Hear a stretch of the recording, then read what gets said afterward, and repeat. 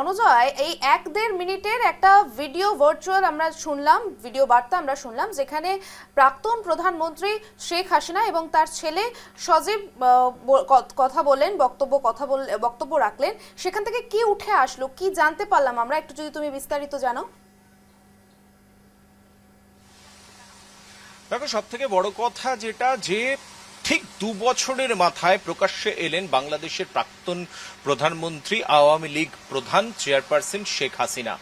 ঠিক ৫ই আগস্ট ২০২৪ সালে দেশান্তরী হয়েছিলেন এবং আমরা দেখেছি যে ২ বছর আগের সেই স্মৃতি। বাংলাদেশ তাকে ছাড়তে হয়েছিল তড়িঘড়ি, সেনাবাহিনীর বিমানে করে এসে তিনি ভারতবর্ষে আশ্রয় নিয়েছেন এবং সেখান থেকে তিনি সম্পূর্ণভাবে কিন্তু অন্তরিত ছিলেন। এবং ঠিক ২ বছরের মাথায় ৫ই আগস্ট ২০২৬-এ বাংলাদেশে যেই ৫ই আগস্ট ছাত্র অভ্যুত্থান হয়েছিল এবং সেই ছাত্র অভ্যুত্থান, ছাত্র বিক্ষোভের জেরেই সরে আসতে হয়েছিল পাঁচবারের বাংলাদেশের প্রধানমন্ত্রী শেখ হাসিনাকে। অবশেষে তিনি এলেন এবং প্রকাশ্যে এলেন এবং তিনি অডিও বার্তা দিলেন। কোথা থেকে অডিও বার্তা দিলেন? নিউ দিল্লি থেকে যে ফরেনার্স জার্নালিস্ট ক্লাব রয়েছে সেখান থেকেই কিন্তু তিনি বক্তব্য রাখলেন এবং সেখানে অত্যন্ত উল্লেখযোগ্যভাবে শেখ হাসিনা তিনি যে বার্তা দিয়েছেন সেটা যথেষ্ট গুরুত্বপূর্ণ। শুধুমাত্র বাংলাদেশ নয়, আন্তর্জাতিক রাজনীতির ক্ষেত্রেও বাংলাদেশে ফিরতে চান শেখ হাসিনা, বাংলাদেশের মানুষের কাছে ফিরতে চান, মানুষের পাশে ফিরতে চান এবং এই মুহূর্তে বাংলাদেশের যে কন্ডিশন, ইকোনমিক থেকে শুরু করে ললেসনেস থেকে শুরু করে সামগ্রিকভাবে সেই অবস্থার পরিবর্তন চান শেখ হাসিনা। পরিষ্কারভাবে তিনি বললেন। তার বিরুদ্ধে আমরা জানি যে বাংলাদেশ ট্রাইব্যুনালে প্রাণদণ্ডের আদেশ হয়েছে এবং সেই জায়গা থেকে একাধিক মামলা যে তার রয়েছে সে কথা তিনি নিজে স্বীকার করেছেন। ৬০০টি মামলা রয়েছে এই মুহূর্তে শেখ হাসিনার নামে এবং বাংলাদেশে যেভাবে এই ছাত্র আন্দোলন হয়েছে, আজকে ২ বছর পরে সরাসরিভাবে এই ছাত্র আন্দোলনকে স্বতঃস্ফূর্ত ছাত্র আন্দোলন এই আন্দোলন ছিল না। এমনকি যে কোটা মুভমেন্ট ছিল সেই কোটা মুভমেন্ট নিয়ে ছাত্রদের সঙ্গে গণভবনে ডেকে তিনি আলোচনা করেছিলেন এবং কমিশন তৈরি করে দিয়েছিলেন এবং সরাসরিভাবে টার্গেট করেছেন। অন্তর্বর্তী সরকারের প্রধান ছিলেন মোহাম্মদ ইউনুস, তাকে টার্গেট করেছেন একাধিকবার। মোহাম্মদ ইউনুসের নাম করেছেন এই বিশৃঙ্খলার পেছনে তিনি যে মাস্টার মাইন্ড, সেই বক্তব্য, সেই মন্তব্য কিন্তু করেছেন বাংলাদেশের প্রাক্তন প্রধানমন্ত্রী শেখ হাসিনা। এবং তার যে বিবৃতি ছিল, তিনি বাংলাদেশে আওয়ামী লীগের ব্যান উইথড্র করা হোক, আওয়ামী লীগের যারা পলিটিক্যাল প্রিজনার রয়েছেন তাদের মুক্তি দেওয়া হোক এবং সর্বশেষে তিনি যেটা জানিয়েছেন, বাংলাদেশের মানুষের জন্য তিনি তার স্বদেশ ভূমিতে ফিরতে চান শেখ হাসিনা, বাংলাদেশের প্রাক্তন প্রধানমন্ত্রী। অত্যন্ত তাৎপর্যপূর্ণ, অত্যন্ত গুরুত্বপূর্ণ আজকে শেখ হাসিনার দিল্লি থেকে এই সাংবাদিক সম্মেলন। বাংলাদেশে এখন নির্বাচিত সরকার চলছেন, তার কিন্তু বাংলাদেশে গেলেই ফাঁসির সাজা হবে বলেও শোনা গেছিল। তাহলে তিনি কি করে পরিকল্পনা করছেন আবার সেখানে যাওয়ার? সব থেকে বড় গুরুত্বপূর্ণ বিষয় যেটা ছিল, একদম শেখ হাসিনা এই ২ বছর, একদম পাক্কা ২ বছর তিনি সম্পূর্ণভাবে নিশ্চুপ ছিলেন। মাঝে মধ্যে আমরা কিছু সময় তার অডিও বার্তা পেয়েছি, কিন্তু এই সরাসরিভাবে পাবলিকলি সামনে আসা, সাংবাদিক সম্মেলনে হাজির হওয়া, সেখানে অডিও বার্তা, আমরা যে শেখ হাসিনার অডিও বার্তা শুনলাম এই ২ বছরের মধ্যে এই প্রথম। ইতিমধ্যে কিন্তু বাংলাদেশের সরকার পরিবর্তিত হয়েছে। অন্তর্বর্তীকালীন সরকারের প্রধান ছিলেন মোহাম্মদ ইউনুস, তারপরে খালিদা রহমান তিনি প্রয়াত হয়েছেন, তার ছেলে তারিক রহমান এই মুহূর্তে বাংলাদেশের প্রধানমন্ত্রী। বিএনপি বাংলাদেশে সরকার গড়েছে এবং আওয়ামী লীগ ব্যান করা হয়েছে।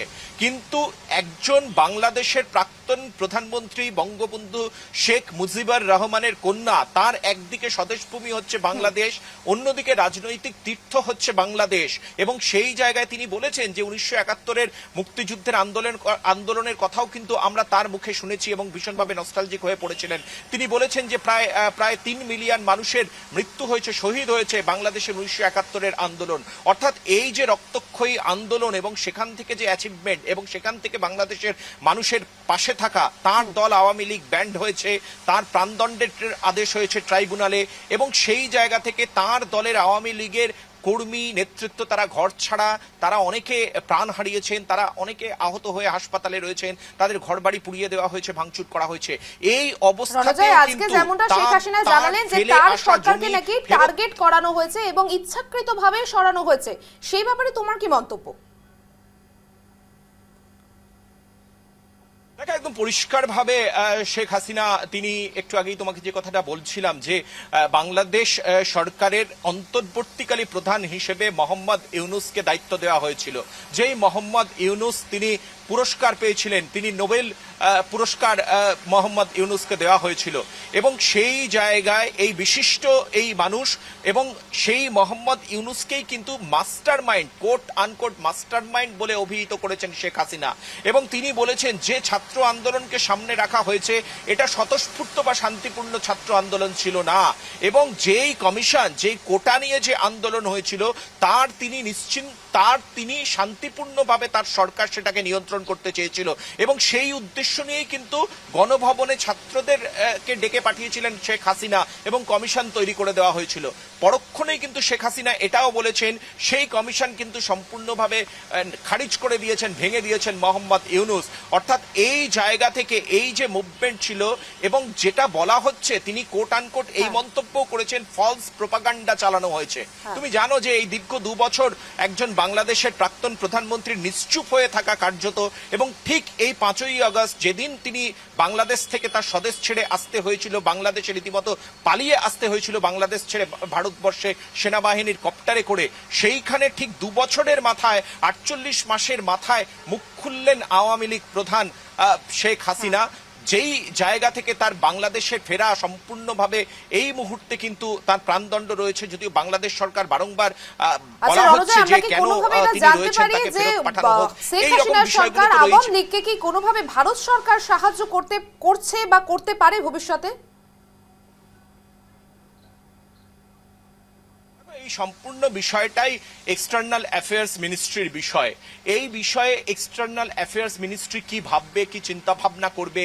2 দেশের মধ্যে মৈত্রী চুক্তি রয়েছে, বাংলাদেশের সঙ্গে ভারতবর্ষের মৈত্রী চুক্তি রয়েছে, গঙ্গা পদ্মা নিয়ে রিভার যে চুক্তি, সেই চুক্তিও রয়েছে। তো কার্যত সম্পূর্ণ বিষয়টাই কিন্তু একদম কেন্দ্র সরকারের বিষয়, কেন্দ্রীয় সরকারের বিদেশ মন্ত্রকের বিষয়। এই বিষয় নিয়ে প্রধানমন্ত্রী বা স্বরাষ্ট্রমন্ত্রী তারা কি চিন্তা ভাবনা করবেন, এক্সটার্নাল অ্যাফেয়ার্স কি চিন্তা ভাবনা করবে, অবশ্যই সেই পদক্ষেপের কথা পরে নিশ্চয়ই জানা যাবে। কিন্তু আজকে 5ই আগস্ট দিল্লি থেকে যে তথ্য আমাদের সামনে তুলে ধরলে, এবার আমরা সরাসরি শুনে নেব যে কি বললেন শেখ হাসিনা।